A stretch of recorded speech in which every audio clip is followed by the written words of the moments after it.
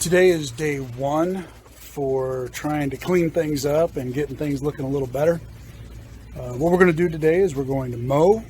I'm going to mow it a little shorter than what we should. Typically you want to mow fescue right around 3.5 to 4 inches would be best, especially going into the summer. But today I'm going to mow it more like 2 3/4. The reason why I'm going to do it at 2 3/4 is there's lots of leaves that are matted into the grass, so I need to try to get it a little shorter. I will be collecting the clippings, and then by mowing it shorter we can be able to rake up those leaves and any other sort of sticks and stuff that might be in there that's preventing any sort of grass to try to even grow. While we know we're pretty late into the season, you know, the spring season I should say, I'm not going to lay down any seed. We're going to wait for the fall to do that because we're going to expect to see temperatures rising pretty high here pretty soon in the next couple of weeks. I mean, they said it's the first weekend of June, and so it will cause issues if we try to plant seed. Roots won't take real well, and by the time that July weather gets in, it will really start to hinder any sort of growth that we're going to have. So what I do plan to do is after I mow and after I rake, there is a Scott's fertilizer I'm going to put down. Their two-way fertilizer. I'm going to put that down at bag rate, and it will hopefully kill off or suppress a lot of the clover that is grown up in the yard and help with any. I think there's clover. There's a list of stuff that's on the bag. We'll go over that whenever I go to put that down. So first, let's get to mowing and bagging.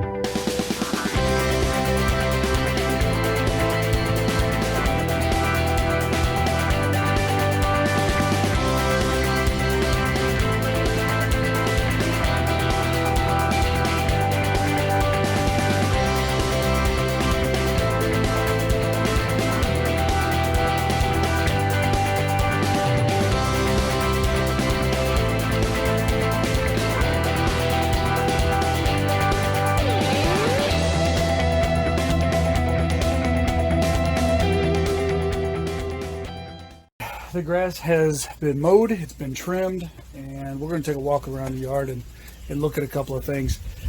You can really see the amount of leaves and sticks and just overall just trash that's in the yard that needs to be raked up. So we're getting ready to do that. My wife's going to come out here and help me dig some of that up. It's going to be quite the ordeal, actually. We got 2 canisters of lawn clippings that we bagged up, so that was quite a bit there. God knows how much we're going to get of the leaf and the stick matter. But let's go ahead and take a look at the yard here. So here you can see where leaves, I showed this in a previous video, but this will all get raked up. You can really begin to see all of the clover and the ivy. So this is all, ivy, and you can see the clover that's in there. I said before, there's plenty of strawberries in the yard as well. So that's what the weeding feed that we're going to throw down here in a little bit. So there's quite a bit of strawberries. There's one there, there's one there. This wild strawberry. We've always had this wild strawberry. So not sure if this stuff is rated to kill wild strawberry, but we're going to use it for it anyway. As you saw earlier before I cut, quite a bit of clover. There's some oxalis in here as well. Nutsedge, plenty of nutsedge. Now the fertilizer isn't for nutsedge. When I go to lay that down, we'll talk about it. So let's go ahead and get to raking these up and cleaning up all the dead sticks and stuff that's in here.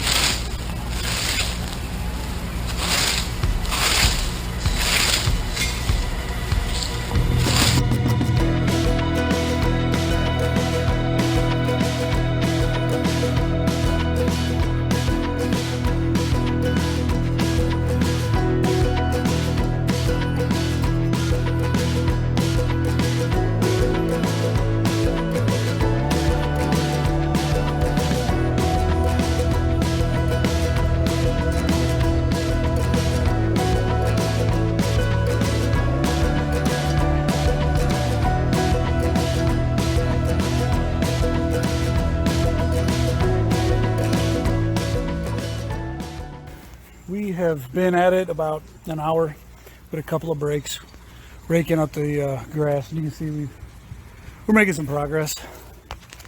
There's some piles up there. So we got the upper half of the hill done, and we still have this last half. So we're still at it. But one of the things I had noticed was, hopefully the camera can pick this up. If you look in the grass and you see these lines coming down, like these streaks, if you get into them and pull one here, and you take a better look at it, right, you see that it's either a rhizome or a stolon, and it's a rhizome or a stolon of a clover. See that? See if I get here in the sun. So it's a clover, and so this was that area up here by this this big maple tree. All through up here was lots of white clover. So that's what we're going to use that pre-emergent to knock that down. Again, all those little stripes you see, every one of them, we can go dig up another one, just randomly pick one here, right? And then now we look at that tip, and you can see that there's clover on the end of that. So by raking, we've kind of ripped these stolen, I guess they're stolons, is what it looks more like. But yeah, all of this, pull them up. So again, we're gonna hit it with that weed killer. And one thing that's nice is, even though it's about 4:30 in the afternoon, the bamboo and some of them trees is allowing for us to get some shade. It's also the other reason why grass does have a hard time growing back here, is that shade, all that shade. So we're going to continue, and we'll check back in a bit.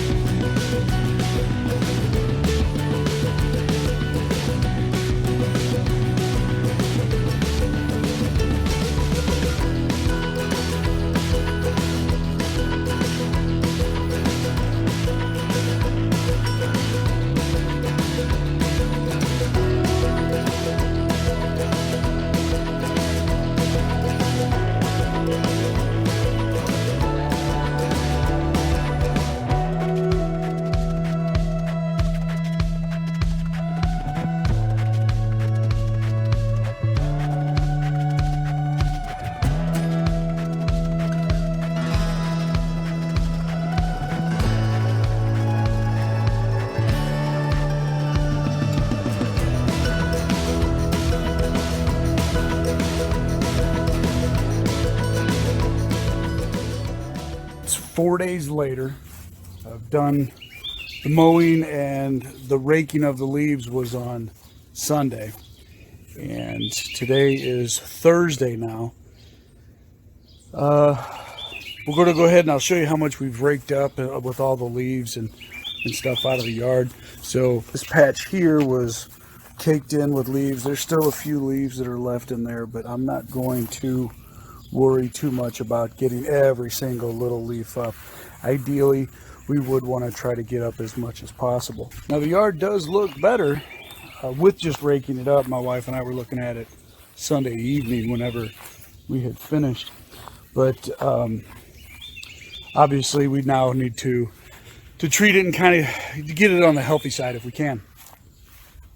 So I'm going to be putting down Scott's two-way fertilizer herbicide. And after I lay this down, we are going to then come back in a couple of weeks and spray again. Typically with herbicides, you should try to do it 2 weeks after your initial application to help really force that killing of the weeds off.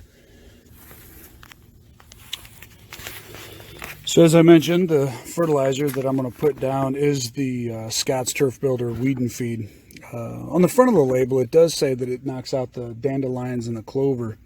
You keep in mind, there's a whole list of weeds that it can control, right? It may not eliminate them, but it'll at least slow it down. So after multiple applications throughout the season, we should get these under control, and possibly, depending on how the grass takes off and how things grow, we'll be able to control any future weeds. So like I said, it's a whole list of them. Everything from plantain, that we have some of that in the yard. Haven't found any spurge yet. It does do the white clover, ground ivy's even listed on here. So we're going to put this guy down. The one thing that's nice is because I do have a Scott's spreader, it gives me a setting for the spreader at 3.5. This bag will treat 5,000 square feet. The yard is about 4,000, but we're going to go ahead and put the whole bag down. It'll just be a little higher of a nitrogen rate that we're going to put down. Now, one of the things to take note of is when you go to apply this, as it says here, apply on a calm day. The reason why we're doing this 4 days later is because we had the tropical depression crystal ball come through, and then yesterday was very, very windy with a chance of rain. So with this product, what we're supposed to do is wet the grass. It even says wet the grass, or even use morning dew as the wetting agent for the grass blades, and then apply the fertilizer. And you don't want to get any rain for the next 24 hours. The reason for that is we want that to sit on the broadleaf leaf itself, let it get picked up, give it a chance to do its magic on those weeds, and then come back the next day, water it in so that we get the fertilizing effect. So that's what we're going to do. We're going to go ahead and get the ground wet. We don't have to overdo this. We're not putting down even a 1/4 inch of water. We're merely just trying to get the lawn wet, just like as if it was dew in the morning. So let's get to spraying that.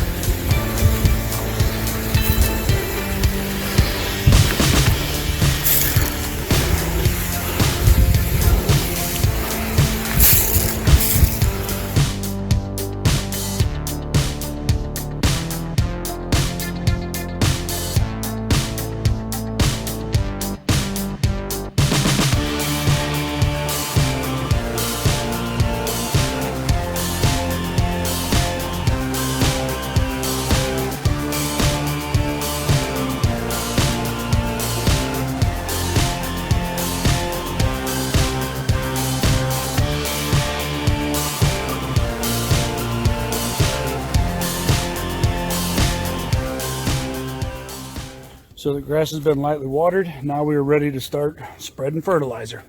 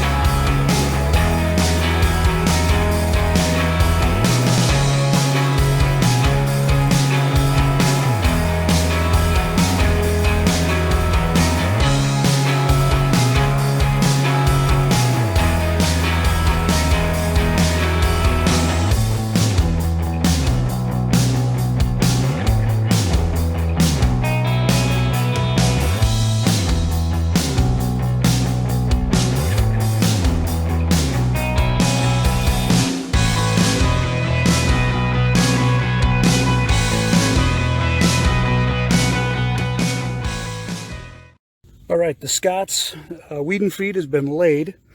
I did multiple passes, as you saw. I went north and south and then east and west. So you can see that there's a really good coating of the product on these leaves. Now, the reason why we wanted to wet that earlier is so that it would start to dissolve, and you can see it right there. Right there. Some has been dissolved and some is still what appears to be dry. But if anything is left on these leaves, then when dew happens overnight, again, it will wet those down some more. So it will get taken up by the leaf of the weeds. So tomorrow I will water in the fertilizer part of it. Pretty sure I'll have to come back in 2 weeks with another application. It won't be of a weed and feed, it would just be a weed and not the feed. Please subscribe to see future changes in the yard and have yourself a wonderful day.